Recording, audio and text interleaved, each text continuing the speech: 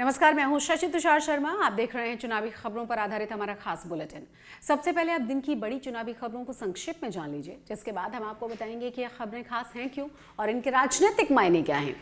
राजस्थान में कांग्रेस का घोषणा पत्र जारी, पार्टी ने की है वादों की बौछार। जानेंगे क्या क्या है दाव और क्या कहा है पार्टी ने। राजस्थान में ताबड़तोड़ रैलियां, कांग्रेस और बीजेपी दोनों के पिटारे से निकले नए आरोप, तो इसकी भी हम बात करेंगे। उत्तर प्रदेश में बीजेपी ने 80 सीट जीतने के लिए नई रणनीति बनाई है, इस रणनीति पर चर्चा होगी। सचिन पायलट ने अशोक गहलोत के साथ मतभेदों पर क्या कहा है, इसकी बात करेंगे। और मल्लिकार्जुन खड़गे का एक वीडियो वायरल हो रहा है, जिसमें उन्होंने ऐसी बात कह दी है जिसे कोई भी कांग्रेसी कार्यकर्ता नहीं सुनना चाहेगा। क्या है ये पूरा माजरा, ये भी बताएंगे। चलिए अब इन तमाम खबरों को समझते हैं विस्तार से। वोटिंग से 3 दिन पहले कांग्रेस ने मंगलवार को राजस्थान के विधानसभा चुनावों के लिए अपना घोषणा पत्र जारी किया। कांग्रेस अध्यक्ष मल्लिकार्जुन खड़गे ने घोषणा पत्र जारी किया है और इस दौरान अशोक गहलोत और सचिन पायलट समेत पार्टी के कई नेता मौजूद थे। इस घोषणा पत्र में किसानों और युवाओं के लिए बड़ा ऐलान किया गया, जिसमें 4 लाख युवाओं को सरकारी नौकरी देने का वादा किया गया और इसके अलावा 10 लाख युवाओं को रोजगार देने से लेकर स्वामीनाथन कमेटी की सिफारिशों के मुताबिक एमएसपी कानून लाने और 500 रुपए में मिलने वाली गैस सिलेंडर को 400 रुपए में देने की बात कही गई है। इसके अलावा जातिगत जनगणना कराने की बात भी कही गई है। अशोक गहलोत सरकार ने दावा यह किया है कि पिछले घोषणा पत्र में किए गए 90% से ज्यादा वादों को सरकार ने पूरा कर दिया है। अब जरा सुनिए मल्लिकार्जुन खड़गे ने क्या कहा। मैं एक ही बात कहूंगा कि ये राजस्थान कांग्रेस का मजबूत गढ़ है। आज से नहीं, 1926 में कांग्रेस पार्टी ने पहली बार सेंट्रल लेजिस्लेटिव असेंबली के घोषणा पत्र जारी की थी। तब से ही हम वही वायदे करते हैं जो पूरा कर सके, जिसे अमली जामा पहना जा सके। तो हमारे जो वायदे हैं वो बिल्कुल अनुष्ठान लाने के लायक भी है और अनुष्ठान में हम लाए हैं। चाहे वो हमारे राज्य के हो, सेंट्रल गवर्नमेंट के हो, या कोई भी कार्यक्रम हमारा हो, उसमें हम जो वायदे करते हैं उसको निभाते हैं। बीजेपी अपना घोषणा पत्र पहले ही पिछले हफ्ते जारी कर चुकी है। अब सवाल यह है कि वोटिंग से महज 3-4 दिन पहले जारी किए गए इस घोषणा पत्र को क्या जनता पढ़ भी सकेगी या ये घोषणा पत्र जनता तक पहुंच भी पाएगा।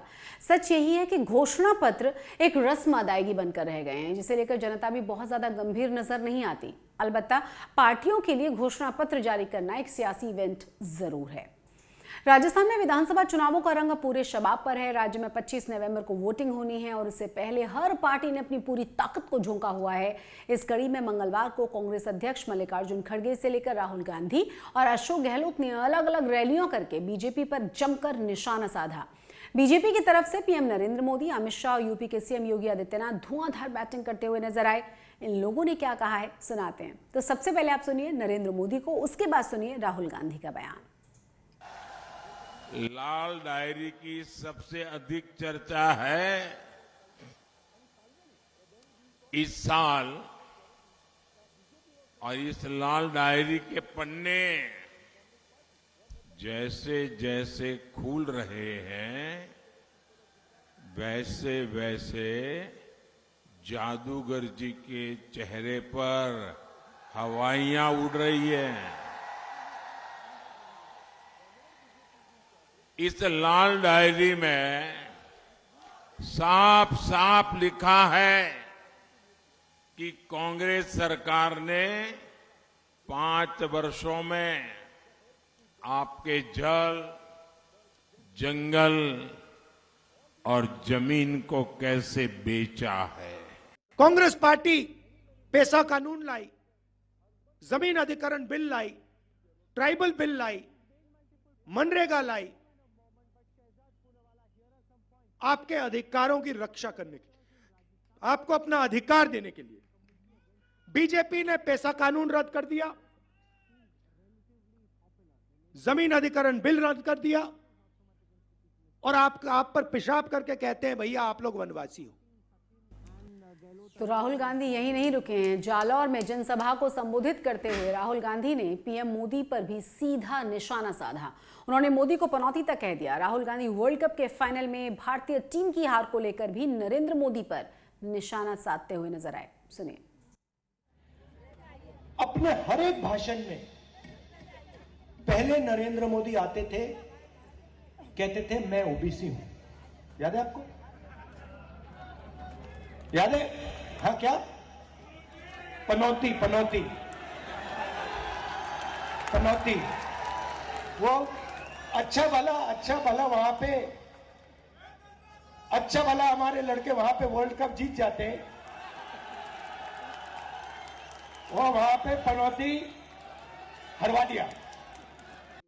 दरअसल राजस्थान में कांटे का चुनाव है और अभी तक दोनों ही पार्टियों के बीच जबरदस्त टक्कर मानी जा रही है। बीजेपी और कांग्रेस दोनों ने अपने तरकश से सारे तीरों को निकाल दिया है, लेकिन अभी तक कोई भी सर्वे पूरी तरह से नहीं बता पाया है कि आखिर किस पार्टी को बढ़त मिल रही है।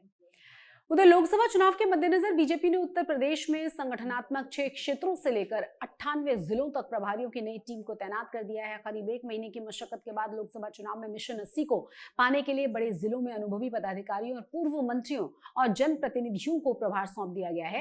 प्रदेश महामंत्री संजय राय को अवध, प्रदेश महामंत्री गोविंद नारायण शुक्ला को गोरखपुर, प्रदेश महामंत्री अमरपाल मौर्य को काशी, प्रदेश महामंत्री अनूप गुप्ता को कानपुर बुंदेलखंड, सुभाष यदुवंश को पश्चिम और संतोष सिंह को ब्रिज क्षेत्र की जिम्मेदारी दी गई है। अवध क्षेत्र में लखनऊ महानगर और जिला में प्रदेश उपाध्यक्ष त्र्यंबकम त्रिपाठी को प्रभारी नियुक्त कर दिया गया है।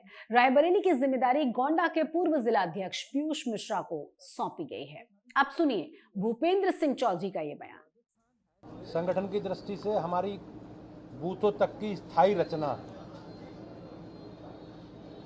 उस रचना के आधार पर और विधानसभा लोकसभा के संचालन समिति,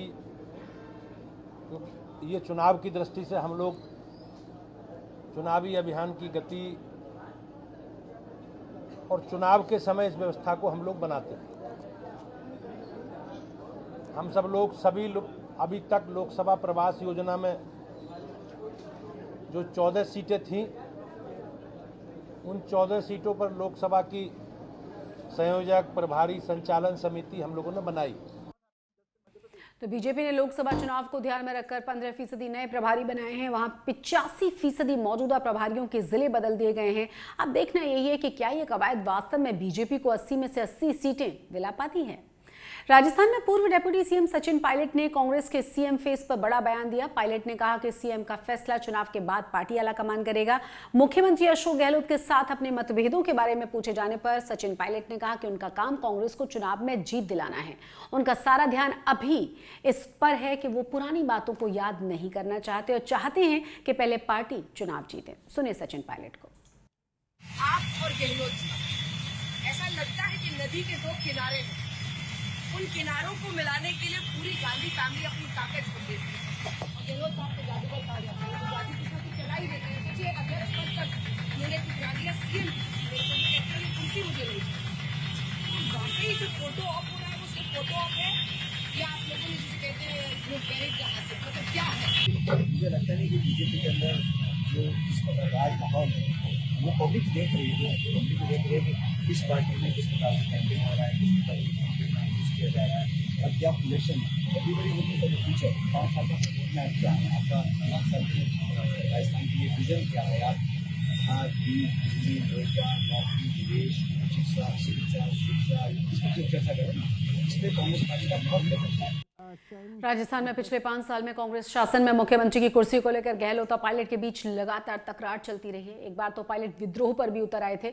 हालांकि चुनाव से ठीक पहले कांग्रेस आलाकमान की कोशिशों से दोनों ही के बीच शीत युद्ध में ठहराव के संकेत मिल रहे हैं। नतीजे आने के बाद यदि कांग्रेस सरकार बनाने की हालत में आती है तब ये लड़ाई एक बार फिर से शुरू हो सकती है। विधानसभा चुनाव के बीच कांग्रेस के राष्ट्रीय अध्यक्ष मल्लिकार्जुन खड़गे का वीडियो सोशल मीडिया पर जबरदस्त तरीके से वायरल हुआ है। इस वीडियो में उन्होंने राहुल गांधी को शहीद तक बता दिया। दरअसल सोमवार को राष्ट्रीय अध्यक्ष मल्लिकार्जुन खड़गे हनुमानगढ़ और अनूपगढ़ के दौरे पर थे। उन्होंने चुनावी सभाओं को संबोधित किया। खड़गे अपने भाषण की शुरुआत में कहने लगे कि इस देश की एकता के लिए राहुल गांधी जैसे नेताओं ने अपनी जान दे दी है। ये सुनते ही मंच पर मौजूद कांग्रेस के नेताओं में खुसर फुसर शुरू हो गई। पहले खड़गे को अपनी गलती का एहसास हो गया। उन्होंने तत्काल अपनी गलती को सुधारते हुए कहा कि मैं माफी मांगता हूं, मैंने गलती से राजीव गांधी की जगह राहुल गांधी का नाम ले लिया। पहले सुनिए कि आखिर खड़गे साहब ने कहा क्या था। हमारे पार्टी में इंदिरा जैसी महान नेता अपनी जान कुर्बान की, राहुल गांधी जैसे नेता अपनी जान इस देश के एकता के लिए दी।